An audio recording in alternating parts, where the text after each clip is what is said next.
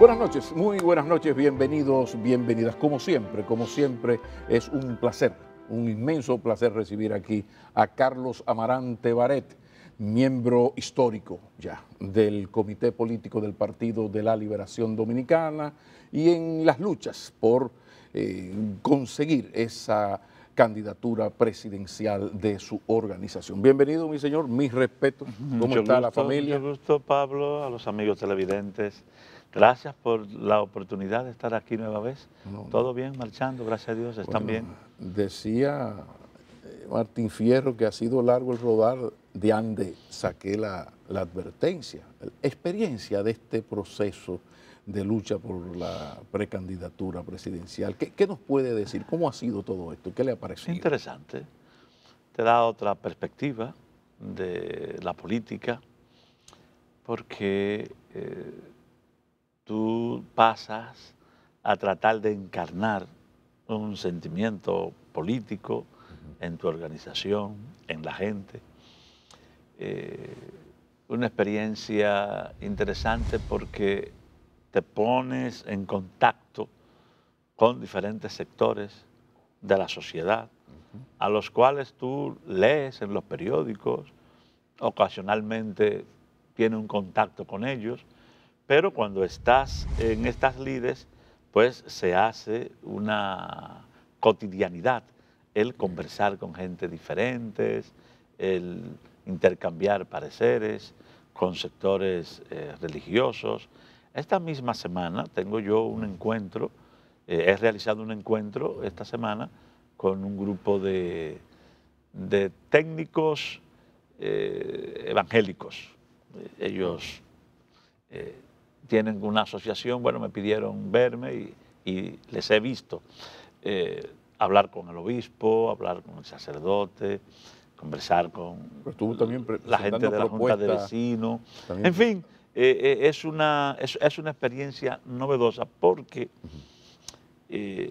tienes la oportunidad de escuchar directamente a la gente, sin intermediarios, sin la tonificación que te dan los medios, sino que tú los escuchas directamente. Sin ser ministro, que a veces eso influye en la sinceridad de la gente. Ahora la gente habla con mayor franqueza, pienso. Naturalmente, porque bueno, yo hago esto en mi rol de ciudadano común. Y ha sido bastante enriquecedora la experiencia porque me ha dado también otra perspectiva de la lucha política. Es decir, yo siento que hay en la población dominicana ansias de que las cosas marchen bien. Cuando uno habla con la gente, uno oye críticas, uno oye cuestionamientos, pero al mismo tiempo me doy cuenta de que con la mayoría de la gente que hablo, que no son necesariamente del PLD, hay mucha gente que no tiene ninguna vinculación con el PLD, yo siento que la gente tiene una esperanza. Y no hay mucha sed de cambio, lo que usted ha visto, sí, como que cambien. Sí, claro, sí, claro. Sin embargo, la cultura política dominicana y la tradición pesa mucho. Cuando una persona como yo, que por primera vez le dice al país que quiere una candidatura presidencial, ser presidente de la República, en una situación de un partido que está gobernando, que tiene un presidente que lo está haciendo bien y que tiene un expresidente que gobernó 12 años que quiere volver, el escenario no es el mejor, porque la tradición hasta cierto punto caudillesca que hay en la República Dominicana, la dependencia del Estado, que tienen amplios sectores de la población, desde altos hasta los más pobres, pues condiciona mucho el tema de las simpatías y de los apoyos. Podríamos decir que puede más esa vocación caudillista del electorado dominicano que la sed de cambio, porque hay que recordar que el PLD ha gobernado 20 años, ahora en el 20 tendrá. Bueno, porque también hay una obra de gobierno, vamos a estar claros. Sí, pero son 20 años. Sí. Hasta la belleza, dice Manuel Alejandro. Así es, pero el PLD, si tú cuando ves las encuestas, el PLD se mueve entre 47 y 51 y la oposición se mueve entre 19 y 22. Entonces... bueno, ese es parte del problema del PLD. El tema es, que es lo que yo he estado conversando y planteando públicamente, el tema es cómo el sentimiento de renovación y de cambio que existe en la sociedad se produce a partir del mismo PLD. O sea, que el PLD tenga la capacidad de auto-renovarse. Lo hizo en el 2011, porque en el año 2011 teníamos el gobierno del compañero Leonel y entonces, bueno, surgió la opción de Danilo Medina, que ya venía cuajándose desde el año 99 cuando había aspirado a la presidencia. Y entonces, ese sentimiento de renovación y cambio lo encarnó Danilo dentro del PLD. Y funcionó.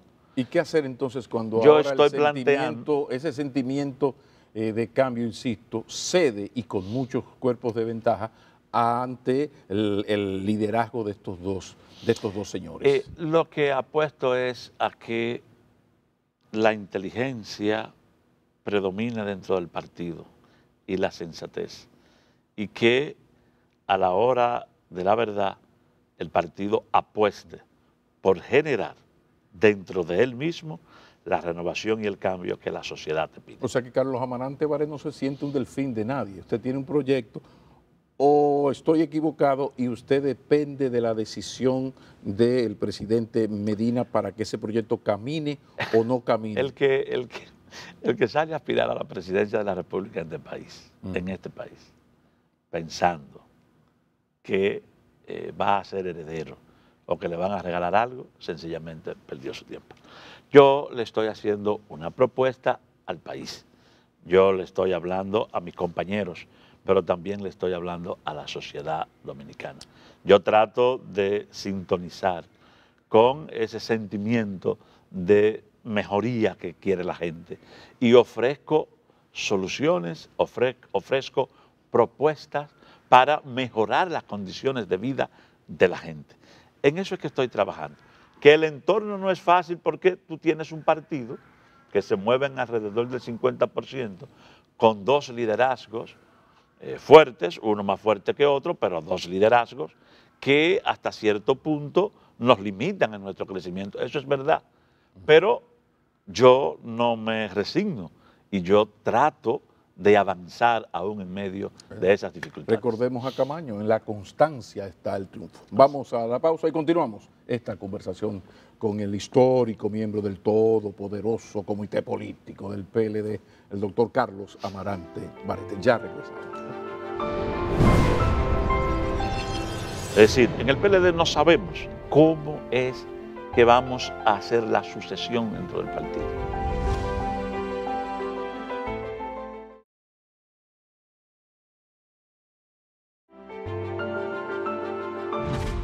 Continuamos. Carlos Amarante y Barret. Se habla mucho de esto de que los delfines, que van, que no van. La pregunta sería, ¿va a depender de la decisión de Danilo Medina el que se siga presentando este proyecto sustentado en propuestas? Es decir, se decidió el presidente Medina, se modificó la Constitución, él es precandidato. ¿Eso significa que ya hay un retiro inmediato de la candidatura o esto es una decisión de continuar, no importa Leonel, Danilo, Margarita, no importa? Pero esa es una hipótesis que yo no estoy viendo que se esté implementando. Pero nada descartable por las señales. Es una hipótesis y aprendí muy joven en la política del camarada Lenin, que la política es el análisis concreto de la situación concreta. Eso es una hipótesis. Y tú no puedes, yo no puedo opinar sobre hipótesis. Lo cierto es que tengo una decisión, que es la de participar el 6 de octubre en las primarias abiertas del PLD. Y eso no depende de la decisión de nadie. Y eso dentro de un escenario al cual incluso he sido hasta impulsado por el presidente Danilo Medina. ¿Por qué? Ahora, eso a partir de aquella reunión. El presidente dio su anuencia para que todo el que quiera aspirar, que aspire. Pero los ha Y ido sacando yo estoy, del gabinete. y yo estoy Sí. aspirando porque yo tengo las condiciones de, primero, soy un militante político. Segundo, me he preparado durante toda una vida para este momento. Y en tercer lugar, cuando he salido, quizás he sido el único que al momento de salir le ha dicho a la gente para qué quiere la candidatura presidencial y la presidencia de la República. Lo cierto es que en el PLD, que yo sé que a eso es que tú quieres apuntar, en el PLD hay una tarea pendiente, hay una tarea que no se ha hecho y es responsabilidad de los máximos liderazgos y evidentemente del comité político. Pero del ninguno de los dos da señales ¿Cuál de es eso la, hasta cuál este es momento. la tarea pendiente? Nunca nos hemos puesto de acuerdo sobre cómo es que vamos a hacer la sucesión dentro del partido. Es decir, en el PLD no sabemos si al final los compañeros que han llegado a la presidencia de la República, cuando tengan 90 años estarán aspirando a la presidencia de la República. Eso no lo sabemos. Bueno, lo que pasa es que eso depende del mercado electoral. Con perdón, no. Pero Leonel Fernández está aspirando porque lo aspira. No. Si él tuviera 4%, no, pienso yo. No, Pablo. No, a ver. Ese es el gancho. Ese es el gancho que se nos armó en el año 2010 cuando se modificó la Constitución. Entonces, ¿para qué se modifica la Constitución, Pablo? Si nosotros en el PLD habíamos hablado de que estaba muy bien el modelo norteamericano. Es más, eso lo aprendimos de Lionel, que es experto en política norteamericana, porque tú sabes que él se crió allá durante una parte de su adolescencia. Entonces, nosotros aprendimos mucho de política norteamericana a través del compañero Lionel. Y pensamos que era bueno el método de 8 años. Bueno, él cumplió 12 años en el 12, pero 12 no es suficiente. Pero con perdón, Pablo. Con perdón, Pablo. Si lo están aspirando, Pablo, fue porque modificó la Constitución en el 10, porque a Obama no lo están aspirando ahora. A Obama lo están aspirando en los Estados Unidos. Yo te hago una pregunta.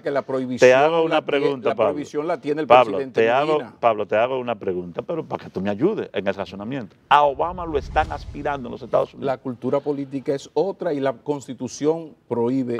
Bueno, entonces, Pablo, si la cultura política es otra. Pero fue el PLD que cambió la Constitución, fue el PLD que puso esto así. Con perdón, Pablo. Si la cultura, porque esta discusión tú y yo la tuvimos hace un tiempecito, y yo no quisiera enredarme en ella la noche entera, pero si la cultura política permite que las cosas se arreglen para que la gente pueda volver o seguir, entonces no te sorprenda de nada.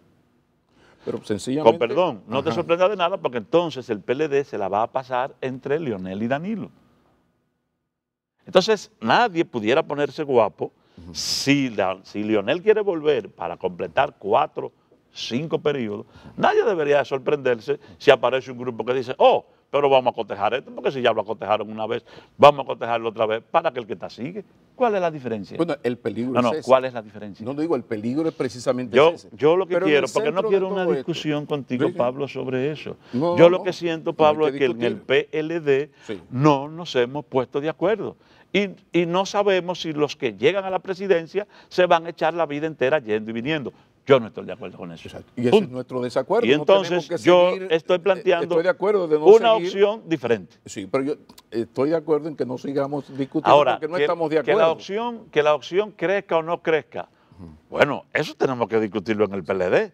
Porque va a ser bastante complicado si los nuevos aspirantes siempre van a tener o van a estar a la sombra de dos grandes líderes. Si Danilo Medina tuviera 14 puntos de aprobación y estuviese en último lugar como presidenciable, a nadie se le ocurriría hablar de modificación constitucional. Se habla de modificación constitucional, para no mencionar a Lionel, para que Danilo sea candidato, porque cuando mides en el PLD hay 3 señores. Pablo, es que no puede ser un problema.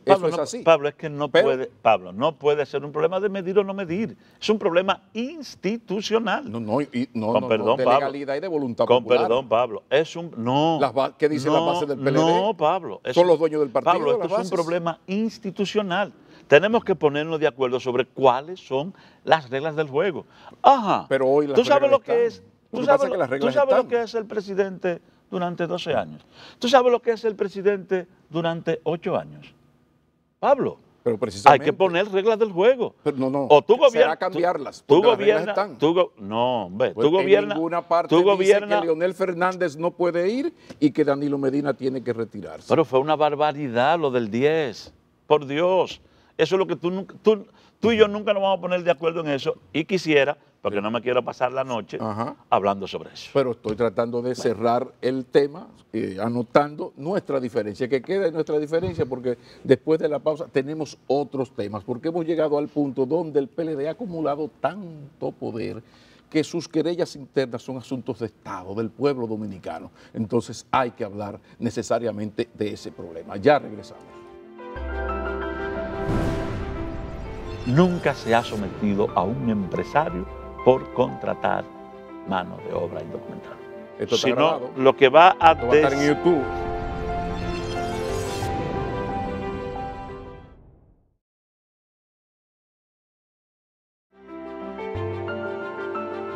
Carlos Amarante Barret, ya lo dije, los problemas del PLD, pues ahora tenemos un enfrentamiento entre un ex viceministro que es ahora ministro y el ministro saliente, o más que un enfrentamiento, porque Navarro no ha reaccionado, ha habido sí unas palabras fuertes del actual ministro que ha recordado que a él no se le entregó, que el ex ministro no le entregó.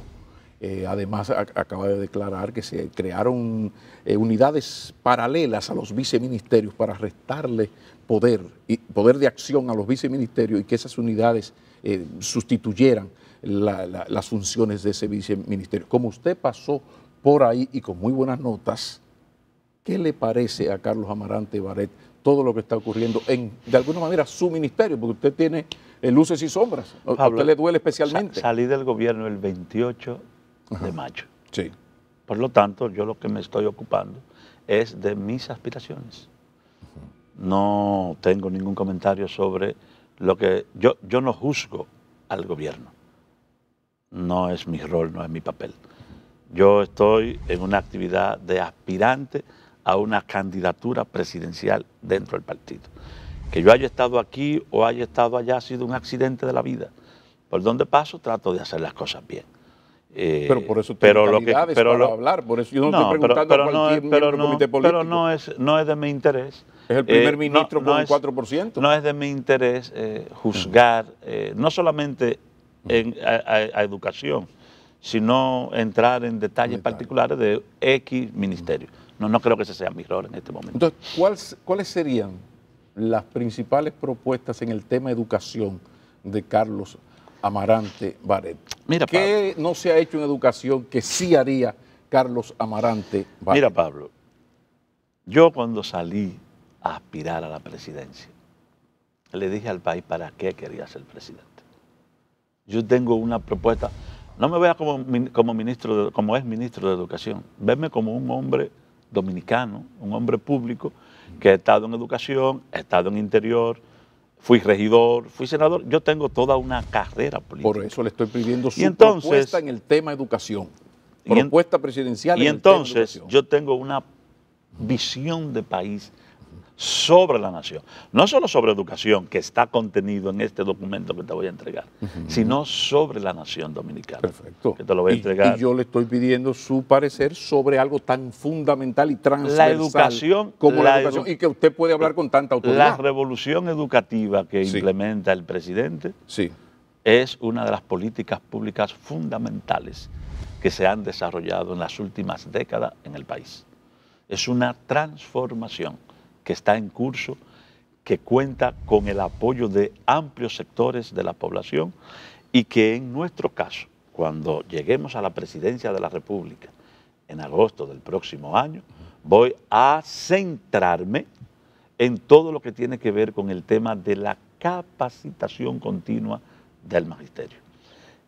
Yo siento que para lograr la calidad tenemos que trabajar fuertemente en lo que es la capacitación continua de nuestro magisterio. Se viene trabajando se están implementando los planes, la gente se desespera, creen que esto es como con una vara mágica, se trata de todo un cambio cultural y se trata de todo de una capacitación continua cuyos resultados se verán en el tiempo. ¿Y qué cambiaría? ¿Hay algo que ustedes, si volviese ya como presidente con un ministro de Educación, decir, mira, yo tuve esa experiencia, vamos, porque una de las cosas que favorece mucho a Carlos Amarante Barret es su experiencia de Estado. Sí, claro. Por ejemplo, Pablo, de Interior, está diagnosticado, Pablo, a ver.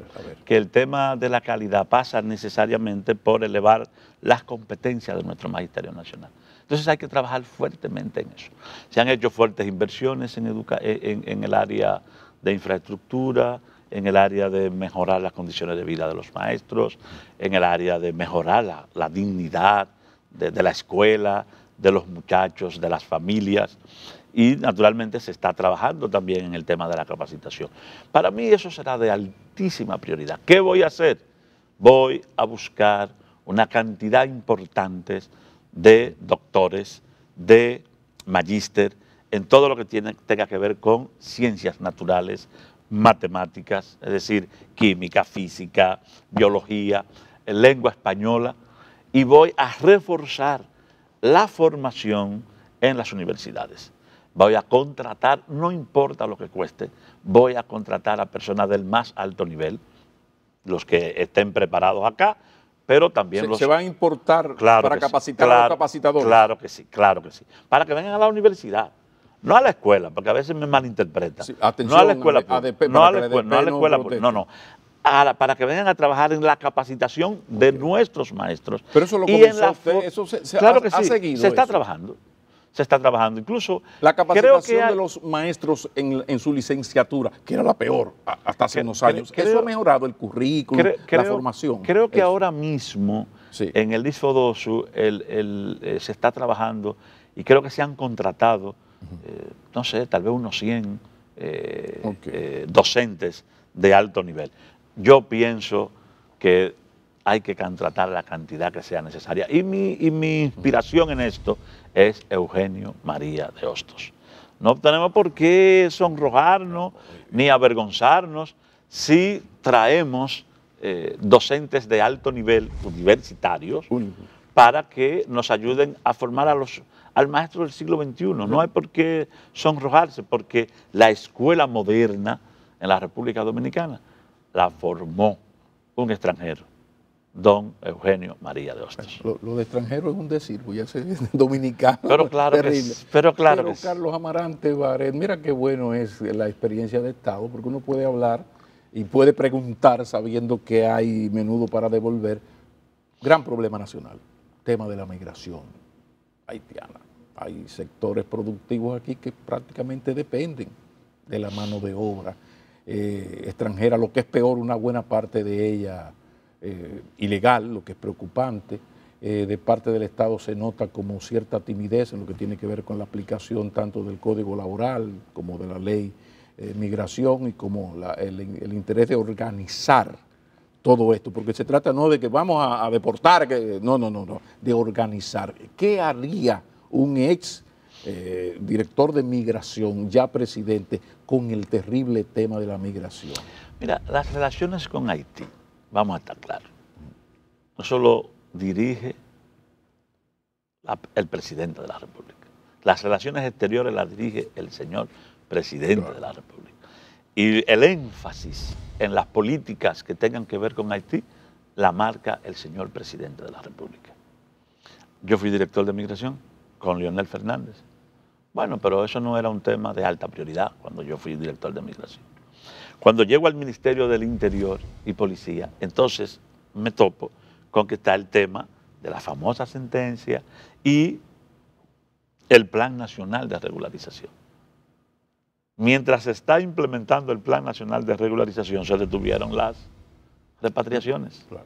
Era lo lógico. Sí, claro. Pero una vez que culminó, yo recuerdo haber tenido una conversación, una de varias conversaciones, reuniones, con el general Muñoz, director de migración. Dijo, bueno, el plazo, inmediatamente se cumple el plazo, ya hay que aumentar el número de operativos, no solamente en los grandes centros, sino en todo el país, porque hay demanda. Yo, que como ministro de Interior estaba formando las mesas de seguridad local, me encontraba con esa demanda de la gente. Mira, pero que venga migración acá porque hay mucha presencia de indocumentados. Y bueno, eso ha subido de una manera. Yo realmente debo incluso hasta de reconocer al director general de Migración, porque han estado haciendo operativos constantes, permanentes, sacando a las personas indocumentadas. Lo que pasa porque es que los que ya fueron regularizados, bueno, pues amén. Entonces yo, como aspirante a la presidencia de la República, he dicho, Pablo, ni un indocumentado más.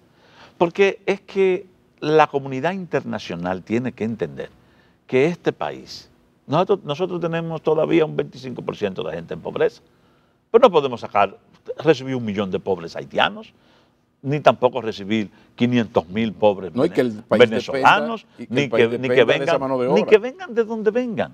En realidad, lo que nosotros hemos hecho por Haití ya es suficiente. Ahora, la comunidad internacional tiene que encargarse de Haití y nosotros reforzar nuestra frontera. Pero hay algo que lo estoy diciendo en mis recorridos. Para tú controlar el tema de que no sigan trayendo de manera irregular personas de Haití o de cualquier otra parte del mundo, hay que resolver un tema que aquí nunca se ha resuelto, que aquí nunca se ha enfrentado, que aquí nunca, lo que voy a decir... En 20 años de gobierno del PLD... No, en 20 años de gobierno, en la historia de la República Dominicana. No se han enfrentado. Nunca se ha sometido a un empresario por contratar mano de obra indocumentada. Nunca. Está previsto en el Código de Trabajo, pero nunca se ha cumplido. Entonces, lo único que esto está grabado. O no lo único, esto está sino grabado. lo que va a, esto va a estar en YouTube. Lo que va a desincentivar esa mano de obra que llega de cualquier parte del mundo, pero sobre todo la vecina, que es la que más preocupa a los dominicanos. El 87%. Es cuando tú vayas con los inspectores del Ministerio de Trabajo y tú sometas a los tribunales laborales al empresario y le ponga las multas en términos de salarios mínimos que establece el Código de Trabajo. Mientras eso no suceda, aquí se va a seguir contratando mano de obra indocumentada, porque cuando tú decidas como Estado, y yo lo haré como presidente, darle donde le duele al empresario, que es en el bolsillo, entonces no va a haber incentivo para la contratación de mano de obra indocumentada. Esa es la posición más responsable que yo he escuchado de un precandidato presidencial, porque yo tengo mucho tiempo acusando al gobierno de Danilo Medina y antes al de Leonel Fernández de que no se atreven, no dan ese paso, que qué bueno, que ya por lo menos, aquí seguirán pasando los precandidatos, pero por lo menos hay uno que está dispuesto a pagar el precio, porque eso tiene un precio, a pagar el precio de organizar la migración. El precio de respetar la ley. Vamos a la pausa.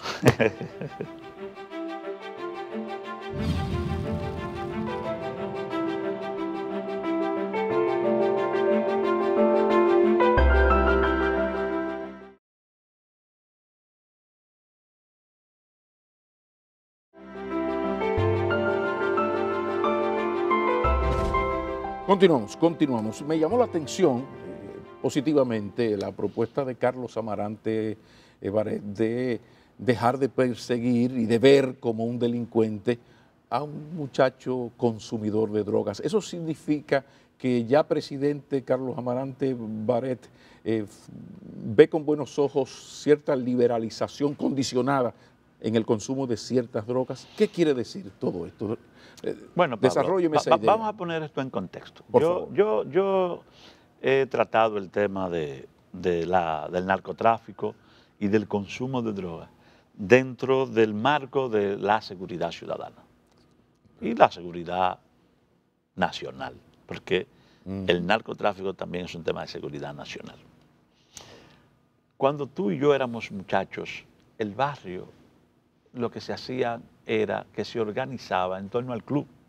Poesía coreada, Claro. deportes, teatro. Los En fin, clubes culturales. los clubes culturales y deportivos. Lamentablemente, a partir de la década de los 80, comenzamos a ser utilizados como puente del narcotráfico internacional. Y comenzó a quedarse droga en la República Dominicana. Y esa droga comenzó a llegar al barrio. Y esa droga en el barrio ha cambiado las características del barrio en la República Dominicana. Y el, Porque, y el liderazgo, que es lo porque peor. aparecieron los famosos puntos de drogas, que son fuentes de intranquilidad, de inseguridad, Pero también de empleo. pero de sustento para gente, Gracias. que hacen un modus vivendi alrededor de estos puntos de drogas. Y eso naturalmente está impactando el tema de la seguridad ciudadana. Yo he visto desde el año 88, con la famosa ley 5088 sobre drogas y sustancias controladas en República Dominicana, que se militarizó la lucha contra las drogas. Sí.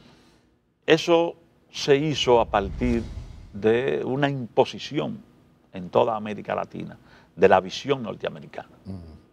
Porque los norteamericanos lo que no quieren es que le lleguen los grandes contingentes de marihuana, de cocaína, de LSD, heroína, a territorio norteamericano para que no les enferme a su población, no se la convierta en adicta. Pero en realidad el tema de los norteamericanos con lo que pasa en los barrios no creo que sea de su mayor interés, pero es nuestro problema. Claro. Y yo, analizando el fenómeno después de prácticamente 30 años, me he dado cuenta, Pablo, de que eso no ha funcionado. Hay más consumidores de drogas. Claro. Hay más problemas de violencia asociados Y tienen el liderazgo al uso, de los barrios, al uso, que es de, lo peor. al uso de las drogas. Bueno, vimos lo que pasó en tu pueblo. Sí, sí, sí, sí. Se convierten en personajes. Que no es una excepción, lo que pasa es que ocurrió, Eso pero no. esa es la regla en la mayoría Eso de pasa, los municipios. eso pasa de este país. en la mayoría de los municipios cabeceras. Exacto. Hay personas conocidas que se dedican a esto. Entonces yo digo, no, el tema no es perseguir al muchachito que se fuma un cigarrito de marihuana, al muchachito que consume cualquier tipo de droga. Ese no es el tema, porque llenar las cárceles de esos muchachos no tiene ningún sentido, ni contribuye en nada a la tranquilidad en el barrio. Esos son casos de salud pública. Esos son muchachos enfermos, a los cuales el Estado está obligado a rehabilitar. A quienes hay que perseguir es a los que llevan la droga al barrio. A lo que hay que perseguir, Pablo, es al dinero que produce la droga y buscar ese dinero donde quiera que se encuentre, porque ese dinero es objeto de lavado y es lavado a través de múltiples actividades productivas, económicas. Y un gobierno cuando aceptaría oye eso, bien, se atrevería oye bien, sin el visto bueno de no. los norteamericanos. ¿Usted cree que No, se porque- atrevería no, un porque- gobierno no, porque, del PLD? no, porque el problema de los Sí. norteamericanos, donde yo como presidente seguiré colaborando con ellos, yo no quiero que por aquí pase droga.